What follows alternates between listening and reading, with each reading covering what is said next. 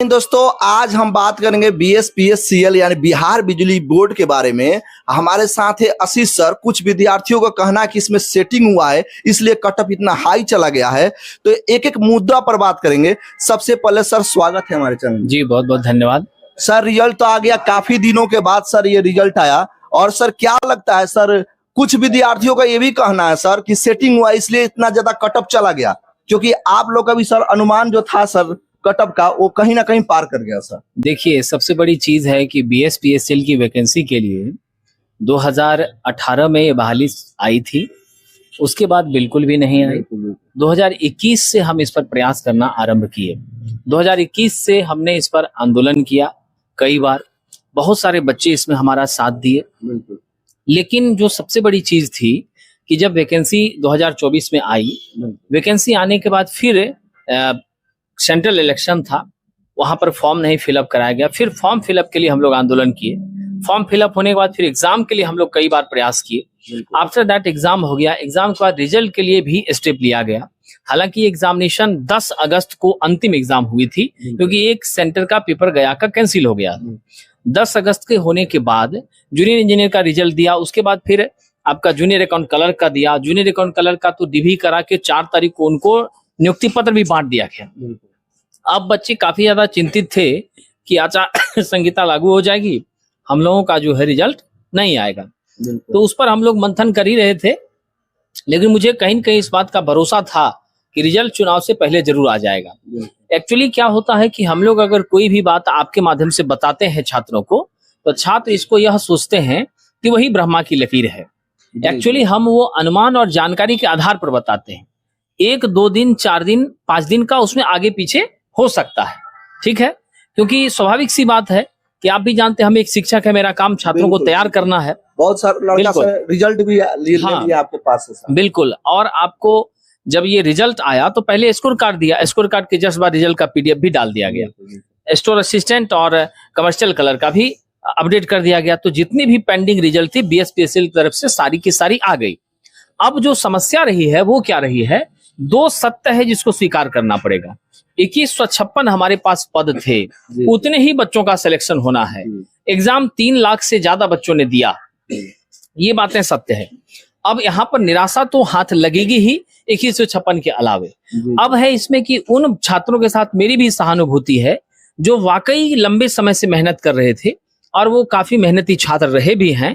लेकिन क्या होता है, कई बार हम क्लास में बेहतर परफॉर्म करते हैं, लेकिन एग्जामिनेशन में जब हम जाते हैं तो शायद वहां पर हमारी performance due to some reason, क्योंकि कई बच्चे का ALP था, फिर अदर एग्जाम क्लास कर रहा था, हो सकता है लंबा गैप होने के कारण, एग्जाम में देरी होने के कारण बच्चे डिमोटिवेट होने लगे, वो उस तरह से अपने आप को कंसंट्रेट नहीं रख पाए, तो उसके कारण वो मार्क्स जो है कहीं न कहीं अफेक्ट हुआ। लेकिन सबसे बड़ा जो रीजन है इफेक्ट होने का, मार्क्स के इतने ज्यादा उतार चढ़ाव का, क्योंकि हम लोग प्रीवियस एनालिसिस के आधार पर ये बता रहे थे। जो बच्चों का फीडबैक मेरे पास आया था उस आधार पर बता रहे थे कि भाई कट ऑफ इतना जा सकता है, 2-3 नंबर का उसमें उतार चढ़ाव हो सकता है। लेकिन जो Z horizontal matrix normalization method है, उस मेथड के आधार पर हर एक शिफ्ट का सेपरेट कैलकुलेशन, फिर सभी शिफ्ट का इक्वलाइजेशन, ओवरऑल का परसेंटेज, फिर उसने कितना अटेम्प्ट किया, नेगेटिव कितना अटेम्प्ट किया, कितना क्वेश्चन उसका, हालांकि यहाँ नेगेटिव था नहीं, तो कितने क्वेश्चन बच्चों ने अटेम्प्ट लिए, कितने क्वेश्चन बच्चों ने छोड़े, उसमें से अटेम्प्ट लिए हुए कितने प्रश्न उसके गलत हो गए, सारी चीजों पर बारीक ऑब्जर्वेशन के बाद तब जो ये हॉरिजॉन्टल मैट्रिक्स नॉर्मलाइजेशन का फॉर्मूला था, आप लोगों के माध्यम से ही हम लोगों ने आज से 10-12 दिन पहले जब चर्चा किया था, विभाग अपने एडवर्टाइजमेंट में इसको स्पष्ट नहीं किया है फॉर्मूला, तो कम से कम विभाग ने फॉर्मूला फिर अपने वेबसाइट पर दे दिया। तो उसके गणना के आधार पर क्या हुआ, कई छात्रों के मार्क्स 12 नंबर, 14 नंबर, 6 नंबर घटे। कुछ छात्रों के ना बढ़े ना घटे, सेम रह गए। कुछ छात्रों के 1 पॉइंट समथिंग, 2 पॉइंट समथिंग, इस तरह से मार्क्स में परिवर्तन हुआ। अब रॉ मार्क्स में नॉर्मलाइजेशन के बाद जो इक्वलाइजेशन की प्रक्रिया में उतार चढ़ाव हुआ, ये उतार चढ़ाव स्वाभाविक रूप से छात्रों या हम सभी लोगों ने जो सोचा था कि उससे थोड़ा सा ज्यादा हो गया, ठीक है, उससे थोड़ा सा ज्यादा हो गया, जिससे हताशा हुई है, इसमें कोई शक नहीं है। लेकिन ये सारी चीजें हमारे हताशा की हैं, क्योंकि आप देख रहे थे कि जूनियर अकाउंट क्लर्क के टाइम पर भी 14 नंबर 16 नंबर कम हुआ था। बिल्कुल सर। उस समय भी इस बात की चर्चा हुई थी, लेकिन कोई सबूत नहीं उपलब्ध है। जी जी आप किस ग्राउंड पर चीजों को आगे लेकर जाएंगे? जी सिर्फ हल्ला मचा देने से संभव नहीं है। जी सर। आप न्यायिक प्रक्रिया में जाएंगे, कोर्ट जाएंगे, कोर्ट से आदेश होगा, फिर जाकर के परीक्षा कैंसिल होगी, जो भी गतिविधि है। जी सर। संवैधानिक तरीका जो होता है उसके आधार पर विभाग ने 13 अक्टूबर तक एक ऑप्शन छात्रों को दिया है कि आप अपनी बात रख सकते हैं, जहां आपत्ति है बता सकते हैं। BSPSCL Tech TCH 3 2024 ये email ID है। इस पर आप अपनी जहां भी आपको ऑब्जेक्शन महसूस होता है वो कर सकते हैं। आज जैसे 2 बच्ची आई थी, काफी रो रही थी, उसका भी मार्क्स 62.378 था और सबसे लोवेस्ट जो मार्क्स था वो 62.378 था और उस बच्ची का भी वही था। अब वहां पर रीजन क्या हो गया कि उसका सिलेक्शन नहीं हुआ, दूसरे का हो गया। अब जब हम लोगों ने चेक किया तो जिस बच्ची का सिलेक्शन नहीं हुआ उसका डेट ऑफ बर्थ 98 का है, जिसका हुआ वो 94 का है। डेट ऑफ बर्थ पर भी खेला हो जाता है। बिल्कुल हो रहा है। यदि सेम मार्क्स बच्चे का है तो जिसका डेट ऑफ बर्थ ज्यादा है, यानी जिसकी उम्र ज्यादा हो गई है, उन्हें कंसीडर किया जाता है। ये प्रक्रिया का नियम होता है और फिर उनका नहीं हुआ है। तो कई सारी बातें हैं। अब यही है, चुनावी आचार संहिता लग गई है। बाकी हम भी छात्रों के द्वारा जो साक्ष्य हमें प्राप्त हो रहे हैं, अभी तक तो कोई ठोस प्रमाण मेरे पास नहीं आया, क्योंकि मैंने जितने बच्चों को पढ़ाया है ऑनलाइन ऑफलाइन समान रूप से 500 प्लस बच्चे हमारे यहाँ से चयनित हुए हैं। बिल्कुल सर। बारी बारी से देखे थे सर वीडियो में। बिल्कुल बारी बारी से छात्र मिलने आ रहे हैं और हम एक फैसिलेशन भी करेंगे। जब बच्चों का DV हो जाता है वहां पर हम सभी सिलेक्टेड बच्चों को बुलाने का प्रयास करेंगे ताकि चीजें एक्यूरेट हो जाएं। मेरे पास जो मैसेजेस और कॉल आए हैं और बच्चों का सूचना आया है तो वो 700 प्लस का है। मैं फिर भी 500 प्लस के आंकड़े को रख, प्लस छात्रों ने भी, जिन भी बच्चों ने हमारी बातों को फॉलो किया है, नोट्स मेंटेन करना, रेगुलर क्लास अटेंड करना, कंटिन्यूटी बनाए रहना, उन सभी बच्चों ने बेहतर परफॉर्म किया है। बच्चियों ने कभी भी ये कल्पना लोग नहीं करते। लड़की का सर इतना कट ऑफ हाई जाना, इससे पहले सर लड़की 20-25 नंबर ला रही थी, 20-25 नहीं 8 में सिलेक्शन, 8 नंबर पे सिलेक्शन, अचानक सर 82-83। ये ऐसा इसलिए हुआ है कि जो मानसिकता लोगों की है कि लड़कियां नहीं पढ़ती हैं, वो मानसिकता पर कड़ा तमाचा है। लड़कियां भी पढ़ती हैं और वो भी लड़कों से कहीं कम नहीं हैं, और उन्होंने भी 80, 78, 75 का स्कोर करके अपने आप को साबित किया है। तो लड़कियों ने बेहतर परफॉर्म किया है, उनके परफॉर्मेंस का नतीजा है कि ये आपको सामने देखने को मिले। डॉक्यूमेंट्स वेरिफिकेशन में क्या क्या सर जरूरी रखे छात्र? बड़ा अच्छा सवाल है आपका। DV की सूचना मुझे लगता है 13 के बाद आ ही जानी चाहिए, क्योंकि इन बहालियों पर आचार संहिता का कोई असर नहीं है। नई बहालियां अब नहीं आएगी क्योंकि आचार संहिता में हम लोग इन कर चुके हैं। अब जो है DV के लिए वर्तमान में सभी बच्चे मैट्रिक का मार्कशीट, मैट्रिक का मूल प्रमाण पत्र, इन ITI का मार्कशीट, ITI का मूल प्रमाण पत्र एकत्रित कर लें। मम्मी पापा का नाम देख ले उसमें गलत है कि नहीं है। अगर सही है तो ठीक है, अगर गड़बड़ी है तो उसके लिए एफिडेविट उनको बनवाना पड़ेगा। आधार कार्ड होना चाहिए आपको। जो एग्जाम आपने टेक्नीशियन ग्रेड 3 का दिया हो उसका एडमिट कार्ड आपके पास होना चाहिए।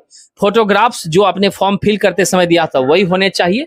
इसके अलावे 3 और डॉक्यूमेंट जातीय आवासीय चाहिए, जो कि 2025 अप्रैल के ऑनवर्ड का हो, वो बनवा लीजिए। इतना आप अपने पास अभी रखिए। DV का जैसे डेट आता है उसके जस्ट बाद आप जो है मेडिकल सर्टिफिकेट बनवाना पड़ेगा। उसका मैं फॉर्मेट आपको दूंगा, वेबसाइट पर भी आ जाएगा। एक आपको बॉन्ड पेपर बनवाना पड़ेगा 100 रुपए के स्टाम्प पेपर पर सिविल कोर्ट से, और एक आपको सेल्फ अप्रेजल का एफिडेविट बनाना पड़ेगा, वो भी 100 रुपए के स्टाम्प पेपर पर। इसकी जरूरत पड़ेगी आफ्टर DV की नोटिस आने के बाद। ठीक है सर, डॉक्यूमेंट्स में भी किसी का गलत होगा तो इसमें भी छटनी होगा क्या लोग? हाँ, बिल्कुल संभावना है। अगर कोई छात्र इलेक्ट्रीशियन ट्रेड से ही बच्चे इसमें एलिजिबल थे, अगर वो फीटर ट्रेड से होंगे जैसा पिछली बार हुआ था, और गलत इंफॉर्मेशन देकर उन्होंने फॉर्म भरा होगा, वहां पकड़ाएंगे तो वो बाहर हो जाएंगे।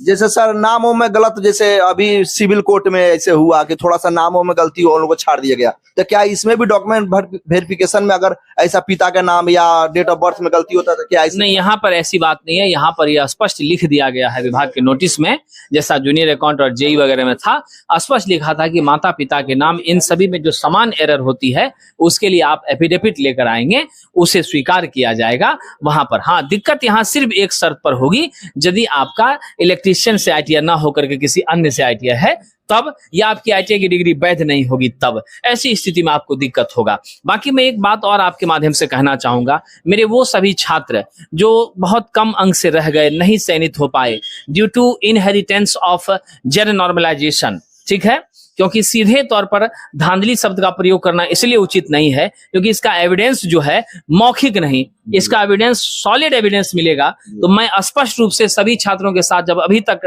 तैयार रहा, उनकी हर कदम पर मैं साथ रहा, तो यहां भी अगर FIR करने की नौबत आएगी, न्यायालय के दरवाजे पर जाने की जरूरत पड़ेगी, तो मैं छात्रों के साथ रहूंगा और जरूर जाऊंगा।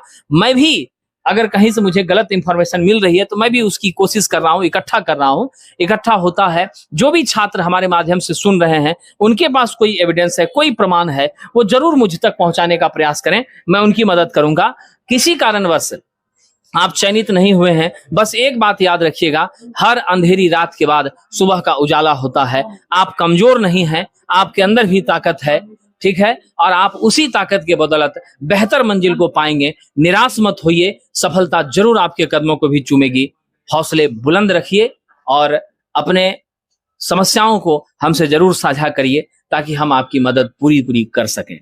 तो आशीष सर का कहना है कि अगर धांधली हुआ है तो इसे मौखिक तो नहीं कहा जा सकता है, अगर आपके पास प्रमाण है तो आप उसको दे सकते हैं। और सर के माध्यम के द्वारा 700 प्लस लड़कों का रिजल्ट हुआ है, जो कि आप बहुत सारे यूट्यूब चैनल पर आप देखे होंगे। और वीडियो कैसा लगा, कोई भी अगर डाउट आपको रह गया तो कमेंट बॉक्स में लिखिएगा। सर से जब दोबारा मिलेंगे तो उस डाउट को क्लियर करने की कोशिश